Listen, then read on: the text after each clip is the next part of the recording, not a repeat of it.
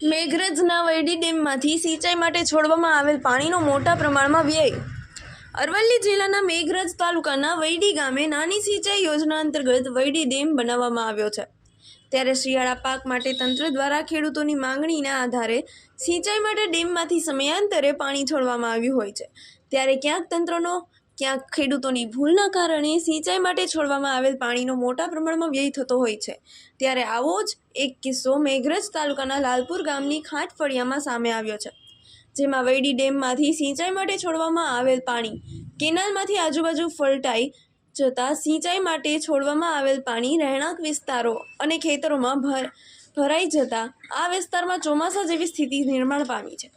ત્યારે ઠેર ઠેર પાણી ભરાઈ જતાં આ વિસ્તારના સ્થાનિક લોકોના રહેણાંક મકાનોને અને ખેતીને ભારે નુકસાન પહોંચવાની સ્થિતિ નિર્માણ પામી છે.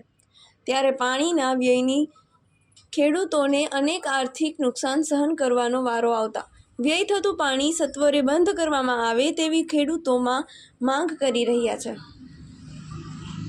રણછોડભાઈ લખુભાઈ ખોટ અમારા 15 થી 20 ઘરો અહીં આ બાજુનો ને આ બીજો રાઉન્ડ પાણી આવ્યું છે અને કઈ જગ્યા પર હું લીકે છે અને કઈ જગ્યા પર હું આવે એ પણ તો નથી. વૈડી ડેમનું પાણી છે અને રસ્તો સમસ્યા પાવરફુલ છે અમારી આ જગ્યા પર. આ 1 મહિના સુધી પાણી આ જગ્યા પર અમને અવાય નહીં એવો રસ્તો ભયંકર બને. અને આ હેતરનું પણ જુઓ કે આ હેતરનો ટોટલ જગ્યા પર વાતક નદી સુધી પોકવા તૈયાર થયો પાણી. પણ ક્યાંથી આવે અને કઈ લીકી છે એ પણ ખ્યાલ નથી આવે, કેમ કે અમને એ લાભ મળતો બી નથી.